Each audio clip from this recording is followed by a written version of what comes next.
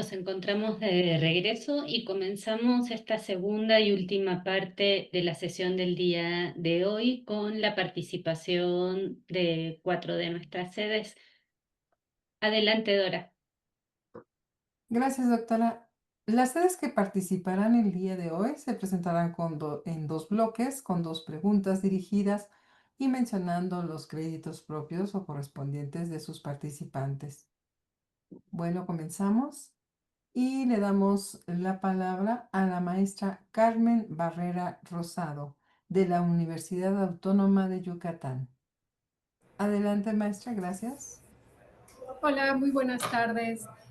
Antes que nada, pues agradecer a la doctora Ana y a la doctora Norma por sus aportaciones que realmente pues, nos permiten ampliar, ¿no?, sobre un tema de la realidad de la perspectiva de género, ¿no?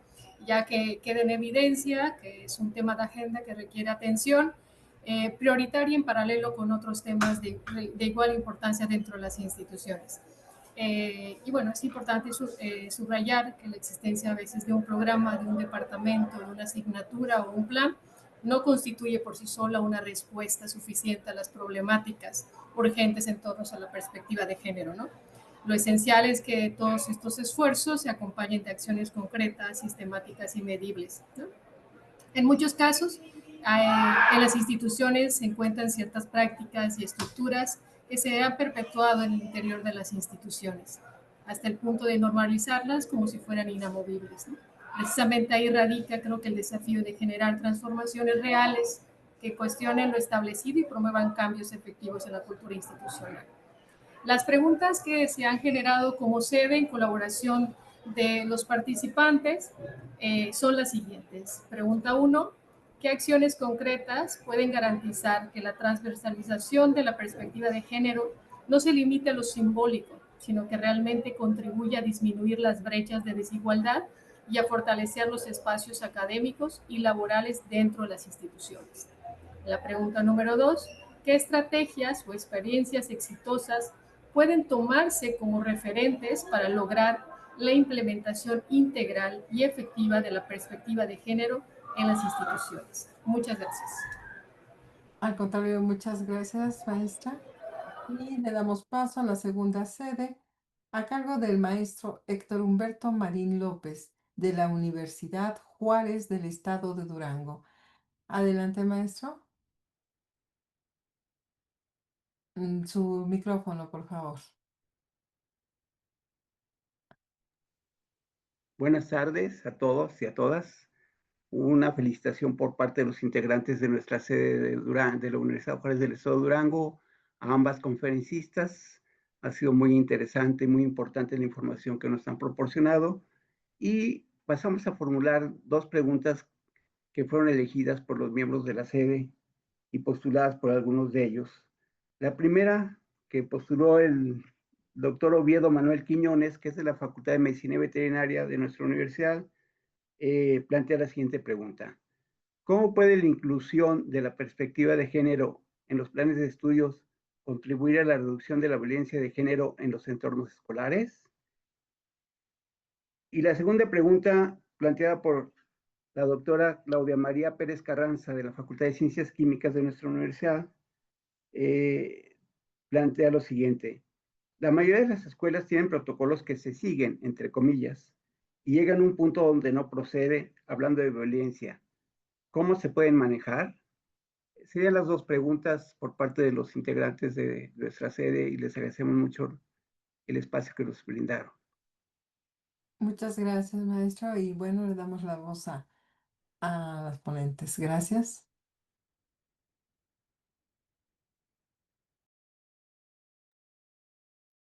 Ana, ¿quieres comenzar tú? Sí, con mucho gusto. Gracias. Pues a ver, acciones, empiezo con la participación de Carmen, acciones concretas y estrategias exitosas. Yo creo que acciones concretas se pueden desarrollar muchísimas, ¿no? Depende del ámbito en el que queramos incidir, ¿no? Por ejemplo, yo hablé de pasada de los sesgos en la evaluación académica, ¿no? Hay una amplísima literatura al respecto de cómo se filtran los sesgos de género en la evaluación académica de muchas maneras. Una acción concreta podría ser capacitar a las comisiones dictaminadoras para, por un lado, que conozcan estos sesgos, que digamos, comprendan que sin necesariamente ser intencionales, ¿no? Porque, perdón, hay sesgos que son inconscientes. Eso también lo tenemos que entender. O sea, todas las personas tenemos de alguna manera internalizado este sistema en el que funcionamos. Tenemos también internalizado el patriarcado, ¿no? Y hay varios, ahora sí que experimentos sociales se han hecho en distintas universidades del mundo que muestran cosas tan sorprendentes como que un mismo currículum se le pone nombre de hombre o nombre de mujer y es mejor evaluado el que tiene el nombre de hombre, ¿no? Y esto es evaluado así por evaluadores hombres y evaluadoras mujeres, ¿no? Entonces, una acción concreta ante digamos, un problema concreto, como es el sesgo de género en la evaluación académica, yo creo que se puede hacer justamente trabajando, sensibilizando, concientizando a quienes van a formar, quienes van a integrar estas comisiones evaluadoras o dictaminadoras sobre lo que ocurre, ¿no? Y que está demostrado. Puede ser una acción. Entonces, dependiendo de en qué área queremos trabajar, ¿no? Si queremos incorporar la perspectiva de género en la currícula universitaria, pues que no quede, digamos, a decisión de cada director de cada facultad, ¿no? Sino que hubiera realmente un plan universitario de, por lo menos, si no se puede transversalizar, por lo menos incorporar una materia obligatoria, ¿no? O trabajar, no sé, por ejemplo, con la Facultad de Derecho, que es una disciplina que sin duda podría ser transversalizada por el tema de género, debería, sobre todo, ¿no? No solo se podría, sino que debería de ser trabajar directamente con la Facultad de Derecho para que eso ocurra, si queremos generar un equilibrio o un mejor equilibrio, digamos, en áreas donde hay muy pocas mujeres, que realmente se destinaran plazas, ¿no? O sea, las acciones afirmativas yo creo que son algo que generan muchas resistencias, muchas las acciones afirmativas, pero en ciertos aspectos de las desigualdades sería muy bueno implementarlas, ¿no? Que se destinen, por ejemplo, en el Instituto de Matemáticas de la UNAM, que es de los institutos que tienen menos investigadoras mujeres, que se destinaran cierto porcentaje de las plazas que obtienen cada año a matemáticas, ¿no? A matemáticas mujeres. En fin, digamos que las acciones concretas son muchas, ¿no? Norma planteó una cosa bien interesante que es un dilema, ¿no? Por ejemplo, ¿por qué las universidades no tienen estadísticas de género? Así que tú puedas entrar a un sistema de estadísticas de género a la universidad y saber exactamente la composición de cada instituto, de cada centro, de cada facultad, de todo, ¿no? Y entonces plantear, bueno, todas aquellas áreas del conocimiento que tienen menos del 30% de mujeres, hay que implementar este tipo de acciones afirmativas.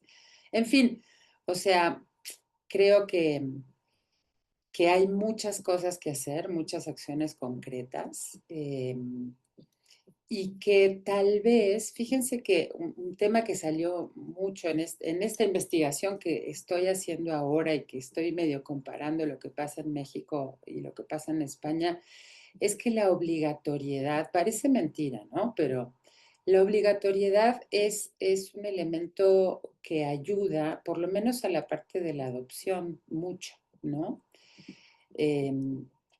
Tal vez con nuestra nueva Ley General de Educación Superior tenemos elementos importantes para exigirle a las autoridades universitarias la toma de acciones concretas, justamente para atender los problemas específicos que se producen en las distintas áreas de la vida universitaria, ¿no?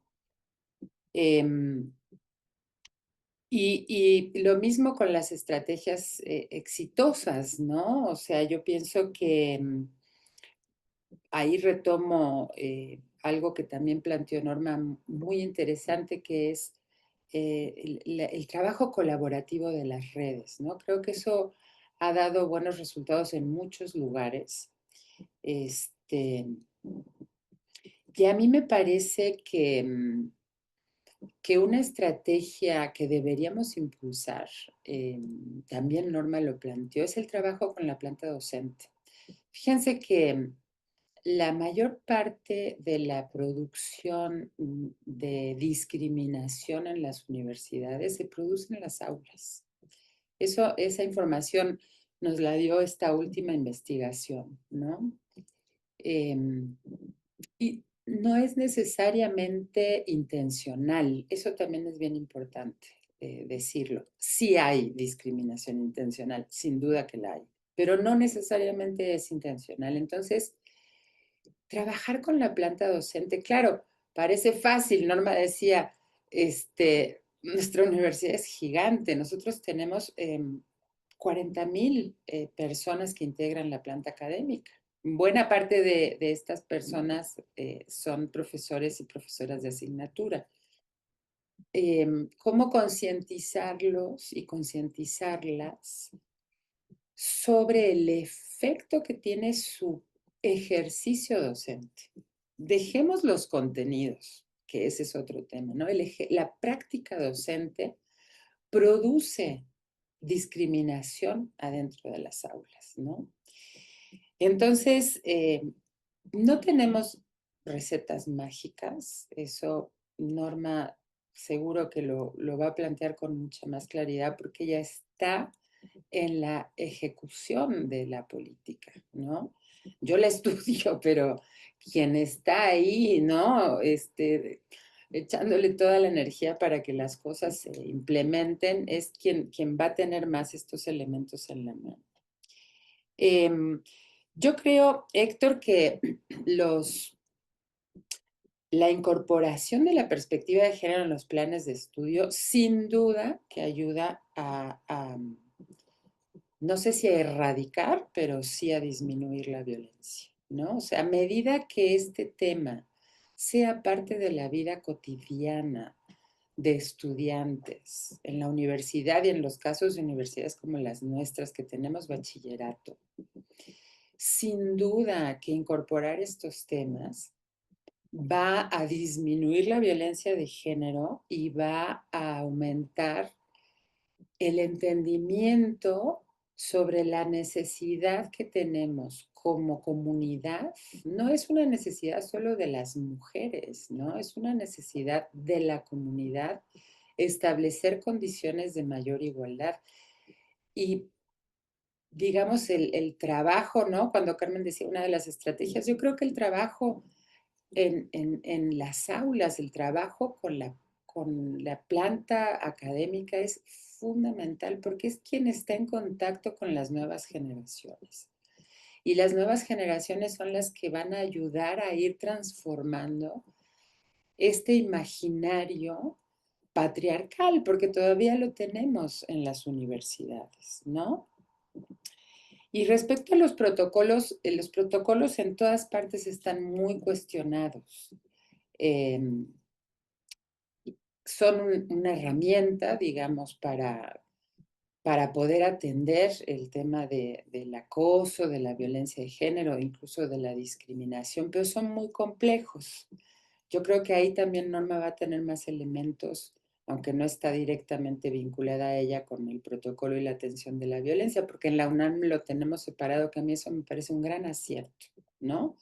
Ese es un elemento adicional que yo pongo en este momento y me parece un gran acierto que las universidades tengan una instancia que impulsen la implementación de la política y una completamente diferente, porque son temas diferentes, muy relacionados, pero son, digamos, para atenderlos se necesitan condiciones diferentes, expertices diferentes, ¿no?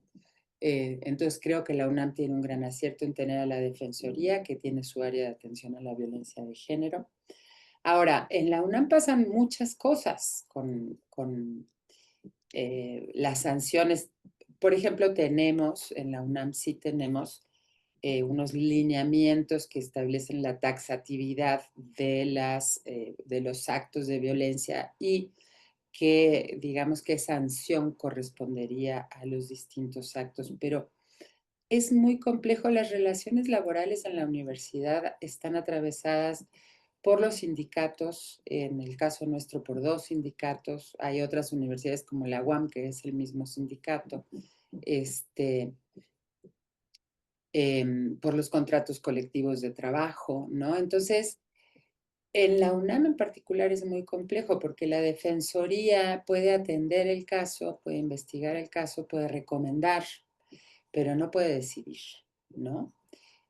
Por su lado, además, tenemos el tribunal, que es el que va a decidir sobre el estudiantado, ¿no?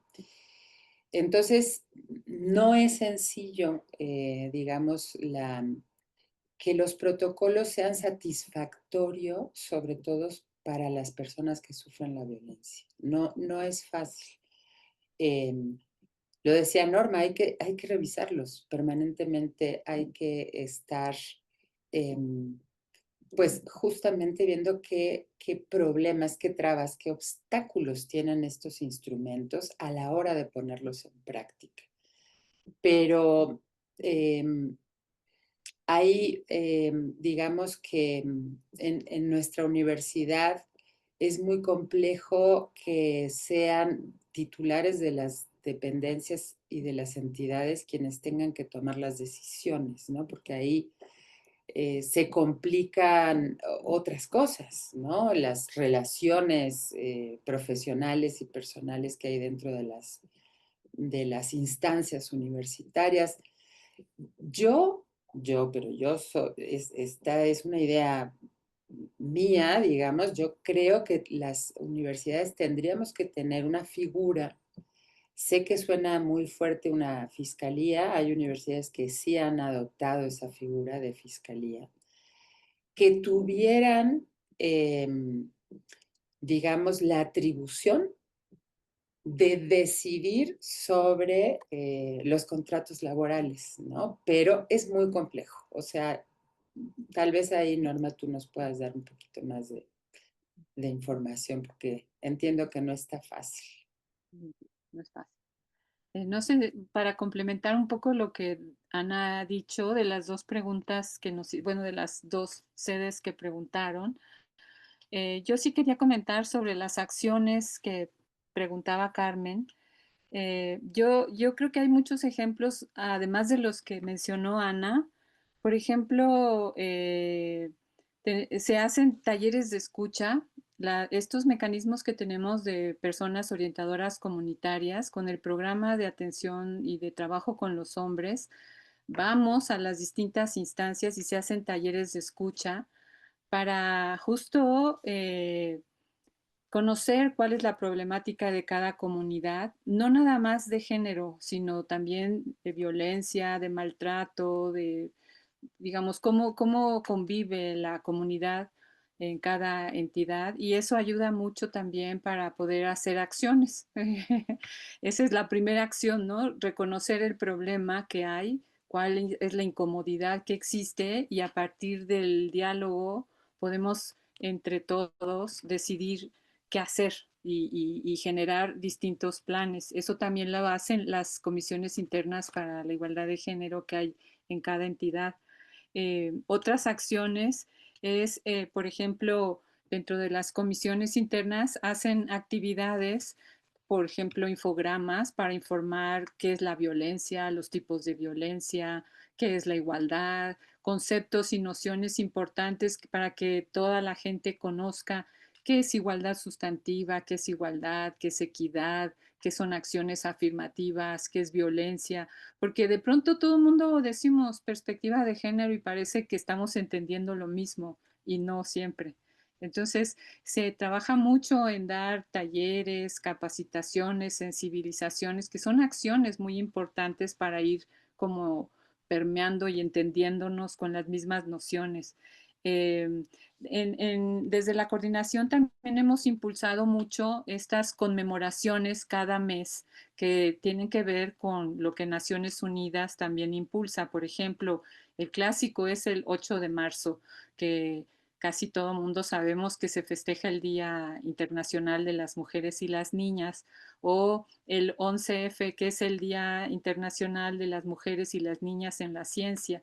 Y lo que hacemos es invitar a todas las entidades universitarias, facultades, escuelas, institutos, centros, secretarías administrativas, a que ese día se conmemore diciendo qué es, por qué es importante que las mujeres y las niñas se incorporen a la ciencia y a la tecnología, a todas estas áreas llamadas STEM o STEAM, ciencia, tecnología, ingeniería, matemáticas y física, porque son campos donde hay pocas mujeres y entonces queremos impulsar estas vocaciones, queremos que haya opciones. Yo creo que es muy importante que nuestras universidades se conozcan todas las opciones que tienen la juventud cuando llega a la universidad y que sepan que las universidades son para que la gente tenga más opciones en la vida, no nada más profesionales, ¿no? Sino de vida, de calidad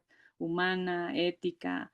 eh, y yo creo que este tipo de acciones ayudan mucho. Yo decía el 11F, a mí me encanta la ciencia y la tecnología y creo que es un campo donde las mujeres tienen que tener más opciones precisamente porque por muchos prejuicios, todo esto que Ana ha comentado, pues se piensa que las mujeres en esas áreas no somos capaces. Y ya sé que en las nuevas generaciones ya hay otra nueva manera de ver las cosas, pero todavía hay muy pocas mujeres en tecnología, en computación, en inteligencia artificial, y esas son las áreas donde nos parece importante impulsar que haya más mujeres, así como que haya más mujeres más hombres en educación, en, en las áreas donde hay pocos hombres, pues que también, si ellos quieren entrar, pues que le entren a psicología, a pedagogía, a enfermería, en fin.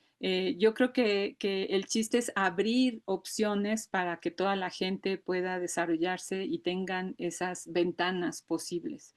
En el caso de experiencias exitosas, pues es eso, cursos, planes que hay, existe, preguntaban que cómo incluir la perspectiva de género en los planes de estudio.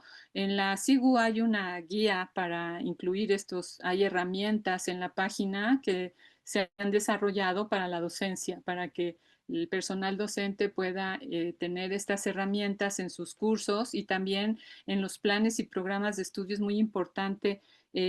Hacemos este trabajo de que cuando se va a empezar a revisar un plan o se va a generar un nuevo plan de estudio, eh, nos inviten a acompañarles para que tenga inclusión de género desde el principio y no sea un pegote al final, porque muchas veces nos dicen, aquí está mi nuevo plan de estudios y por favor revísalo ya que está terminado. Entonces resulta que la perspectiva de género queda así como algo a fuerzas. Y no, el chiste es que desde el principio involucrar a los grupos de trabajo y con una asesoría de especialistas en género se pueda ir incluyendo en el plan, porque sí, la idea sería que en todas las carreras se aprendiera género como se aprende medio ambiente o como se aprende, pues ojalá filosofía y civismo en mi época. O historia, son cosas básicas que se necesitan aprender para que este mundo sea mejor.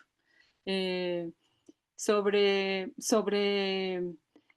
los protocolos, sí, como dijo Ana muy bien, en la UNAM el protocolo funciona, pero se requiere que tenga una actualización continua porque existen distintas instancias que tienen que participar, como bien dijo Ana. Una cosa que es muy importante es tener ese mapeo de todas las instancias que participan para que cuando hay un caso de violencia se pueda prevenir, atender y resolver. Y todas esas tres etapas que las digo tan fácil son complicadísimas. Hemos trabajado mucho desde la SIGU para fomentar la denuncia, la cultura de la denuncia, pero si todo el proceso no fluye, donde participan muchas entidades, pues se atora y la cultura de la denuncia no tiene resultados. Entonces sí se necesita trabajar muchísimo en esa área. Como bien dijo Ana, en la UNAM tenemos esta posibilidad de tener dos instancias muy grandes que crecimos, digamos, fuimos creadas al mismo tiempo y nos complementamos, nos apoyamos, en todo trabajamos, que es la SIGU, la Coordinación de Igualdad, y la Defensoría, que atiende violencia. Hay otras instancias, como dijo Ana, el tribunal, está la abogacía general que también tiene que ver porque no lo dijimos, pero en todas las instancias universitarias, sobre todo en las facultades, hay jurídicos, hay oficinas jurídicas que también apoyan en estos casos para orientar, informar y atender la violencia. Entonces, sí existen instancias, pero yo todavía siento que están desconectadas. Necesitamos hacer más esta red interna dentro de nuestras universidades para que se fortalezcan esos mecanismos y se facilite más el trabajo y sobre todo sea más eficiente. Y yo pienso que hay que seguir consultando a las personas.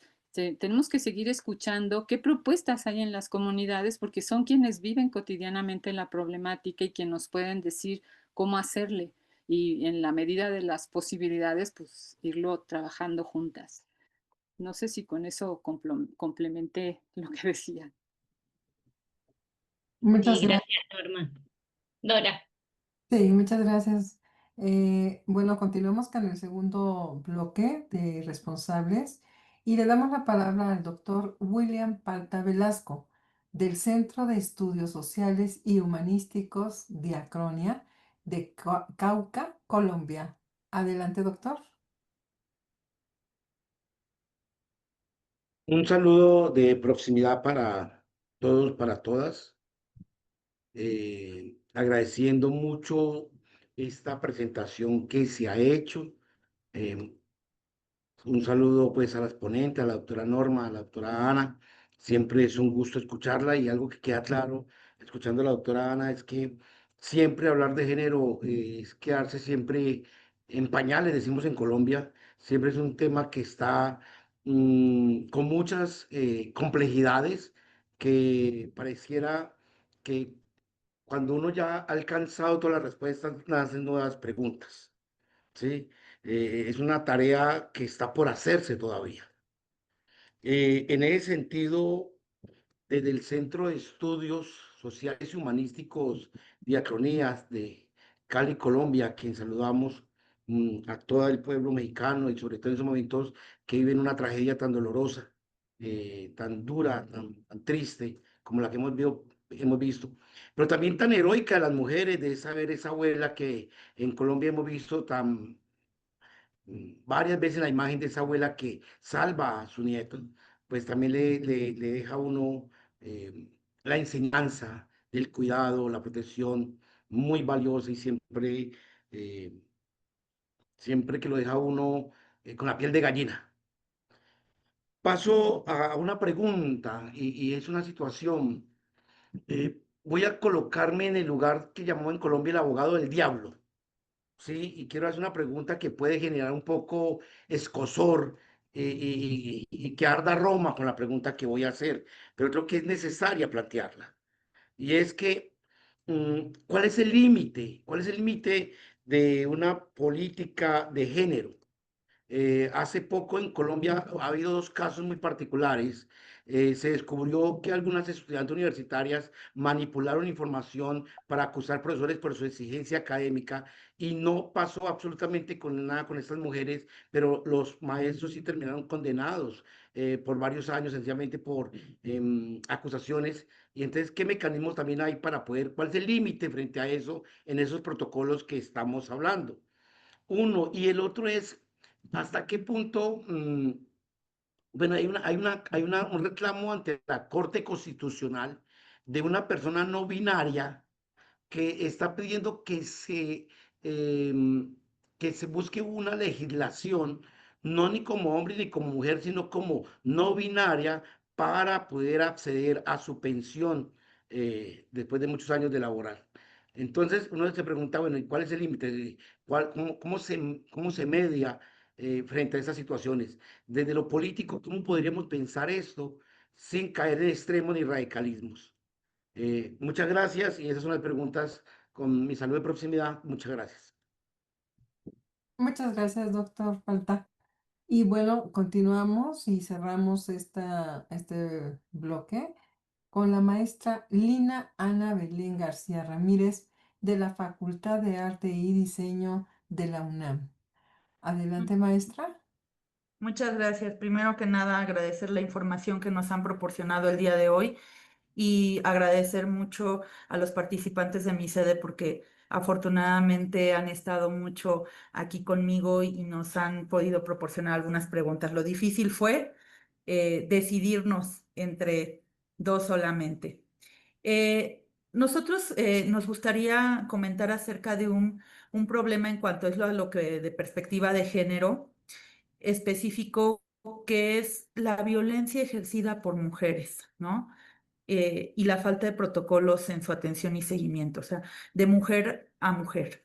Entonces, igual que los demás, pero ya en este caso más específico, algunas estrategias políticas o acciones que las ponentes consideran prioritarias para atender y transformar estas situaciones garantizando un entorno universitario más seguro, equitativo y respetuoso. Y pues la otra pregunta que a todos nos da escozor: ¿qué propuestas sugieren para avanzar hacia la igualdad sustantiva en espacios universitarios?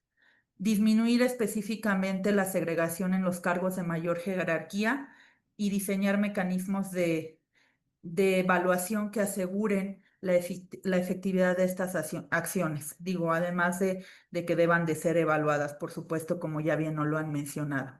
Muchas gracias. Gracias a usted, maestra Lina. Y bueno, Leti. Ana, Sí, muchas gracias. Pues empiezo tal vez con lo que plantea Lina y que de alguna manera se vuelve a vincular con lo que había planteado Carmen, ¿no? Que tiene que ver con qué propuestas para conseguir, digamos, la igualdad, ¿no? Estamos trabajando tanto, llevamos décadas, yo diría que el feminismo lleva siglos, ¿no? No décadas. Y que se han ido consiguiendo avances paulatinamente, poco a poco, en cada momento histórico, lo que se pedía, lo que se necesitaba, ¿no? Y entonces retomo porque me quedé pensando después de escuchar a Norma y volvió a mí un poco la pregunta de Carmen, ¿no? Acciones concretas y estrategias exitosas, ¿no? El problema es que las acciones y las estrategias exitosas requieren de muchísimas cosas, ¿no? Entonces yo lo primero que plantearía es, yo creo que el caso de España es un caso exitoso en la institucionalización. Y creo que uno de los elementos importantes de ese éxito, bueno, primero es la obligatoriedad. O sea, las universidades tienen la obligación de incorporar ciertas cosas, ¿no? O sea, una estructura, que es la unidad de igualdad. Ojalá todas las universidades en México tuvieran una unidad de igualdad, o programa o coordinación o como se le llame, no importa, una instancia que se ocupe de implementar la política de igualdad. El otro tema para mí muy importante, y en México no existe esa figura y la tendríamos que tomar, es el plan de igualdad. O sea, un documento que además se crea, fíjense, en España es muy impresionante porque este documento tiene que ser negociado entre las autoridades universitarias y los sindicatos.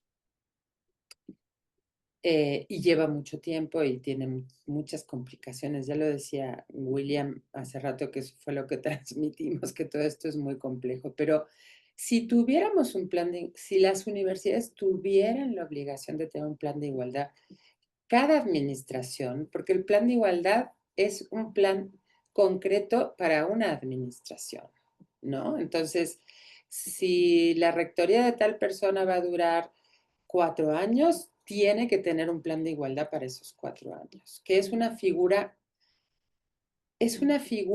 que da muchos elementos, porque tú lo que hace, bueno, en España además necesitan un diagnóstico previo al plan de igualdad, ¿no? O sea, ¿qué está pasando en la universidad? ¿Cuáles son nuestros problemas de más urgente atención? ¿No?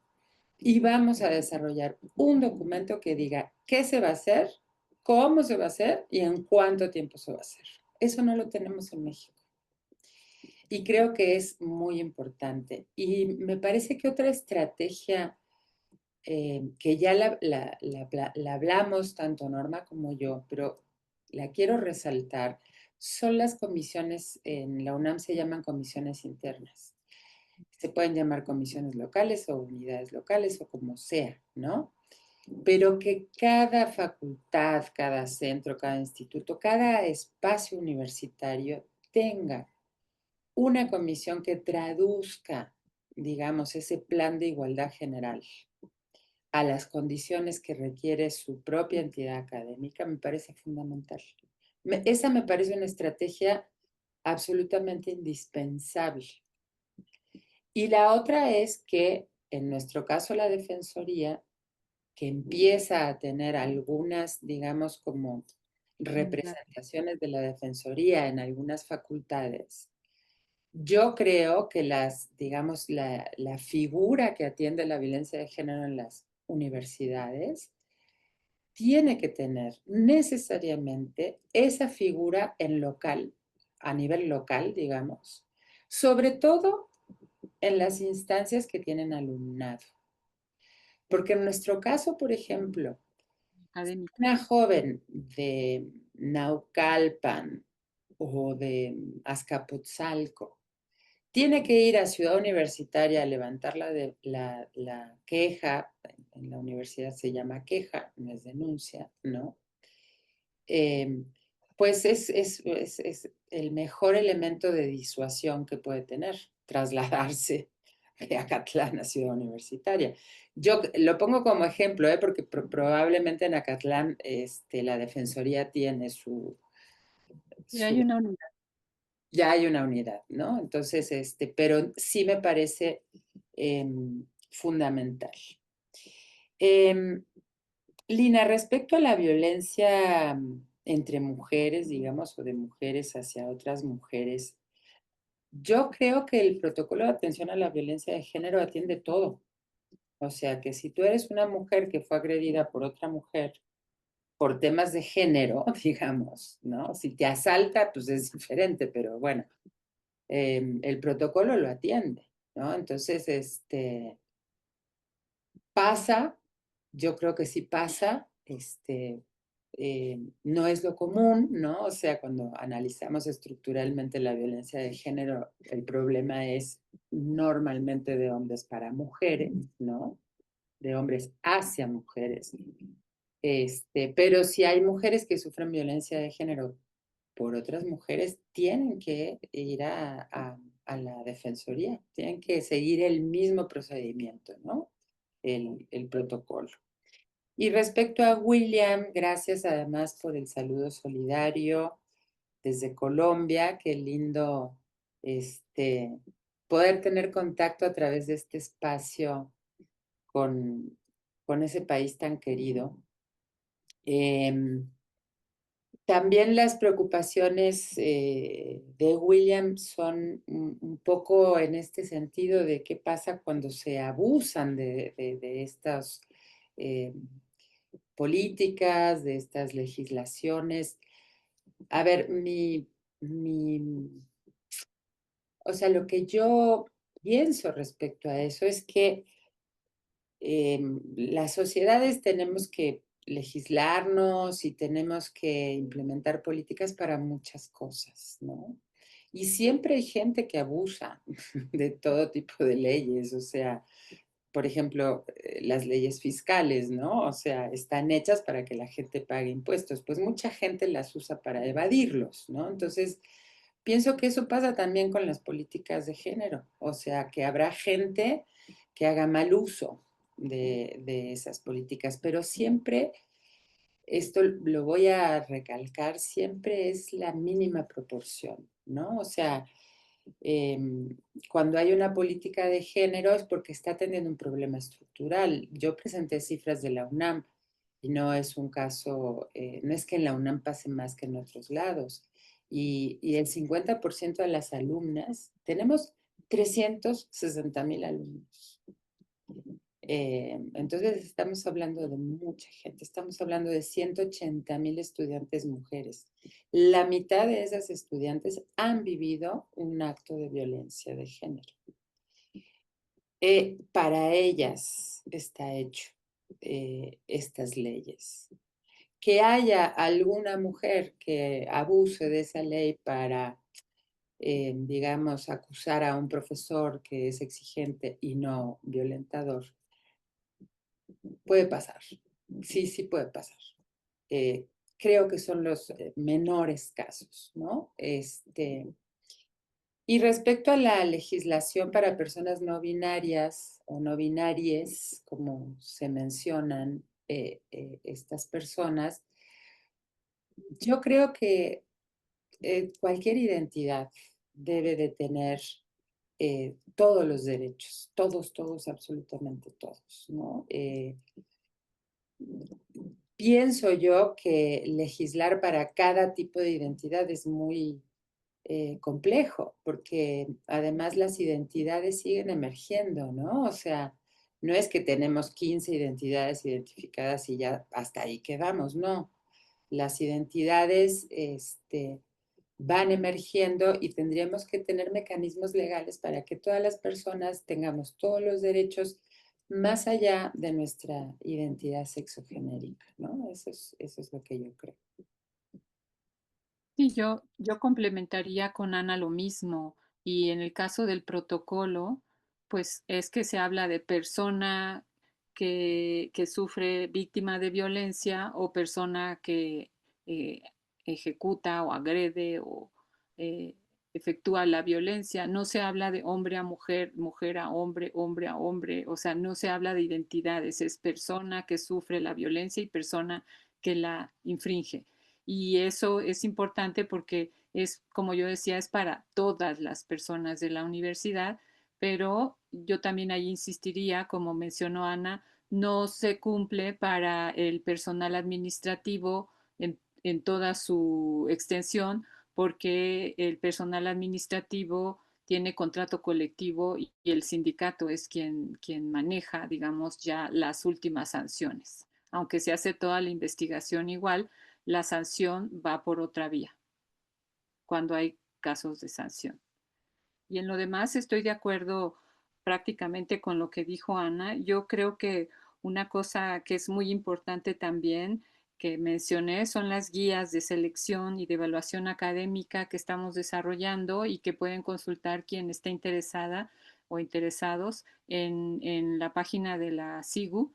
ya están allí estas guías que pueden ser útiles, aunque tendrían que adaptar pues a cada estatuto universitario, porque hay reglas a seguir, ¿no? En la selección y la evaluación, pero que ya están empezando a funcionar porque son guías de cómo se puede elaborar estas nuevas convocatorias ya incluyendo género sin menoscabo, digamos, del mérito académico.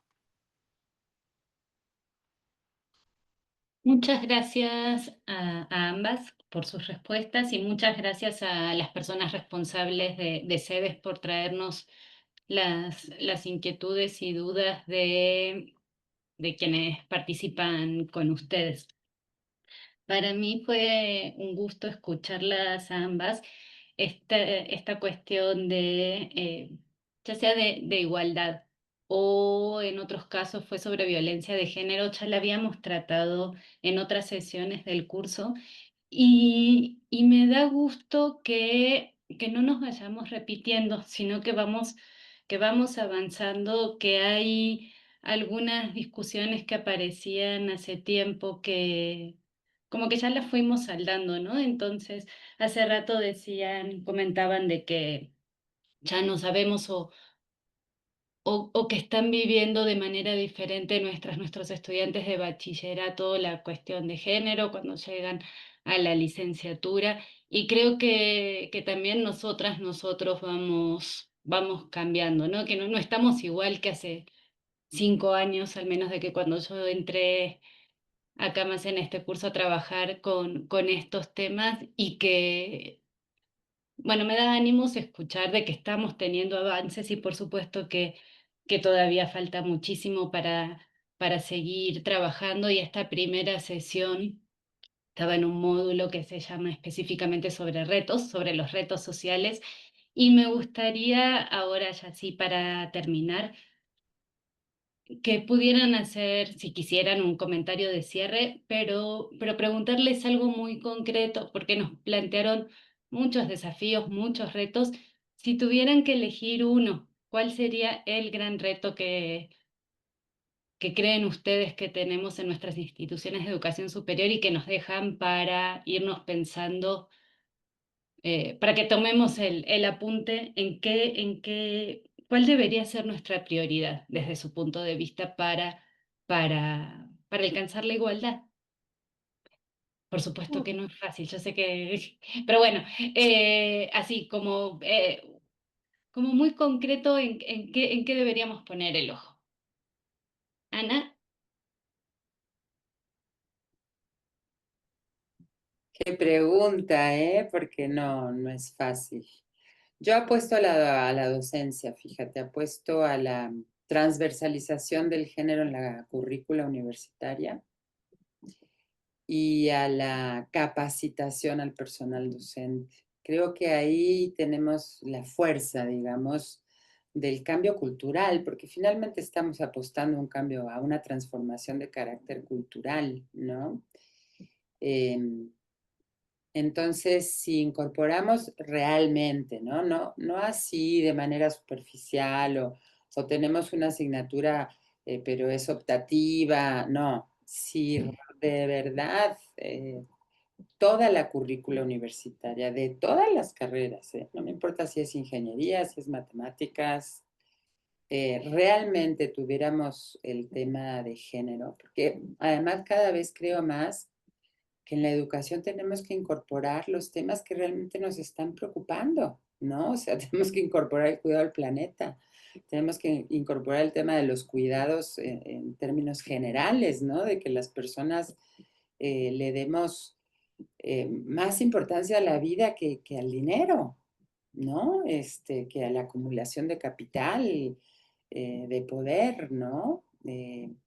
Entonces, para mí ahí está la apuesta al cambio profundo, la incorporación del género en la currícula universitaria y la capacitación seria y profunda a todo el personal académico.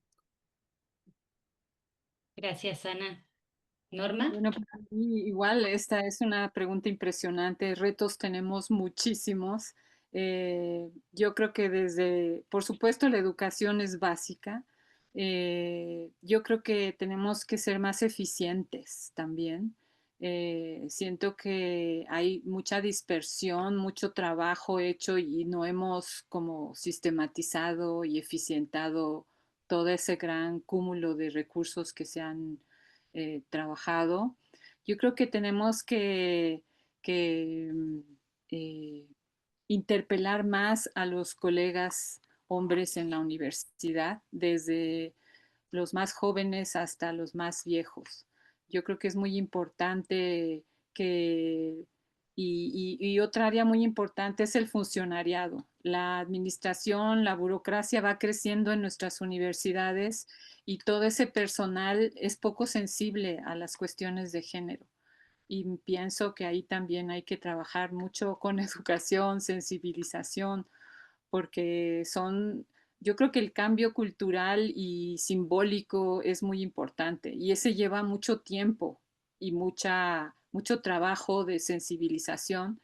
Y allí en esas zonas, en los jóvenes y en los funcionarios, es donde tenemos que incidir más, tenemos que interpelarlos y convencerlos de que ellos mismos trabajen más en pensar en el tema, en acompañar en el tema, en involucrarse y responsabilizarse.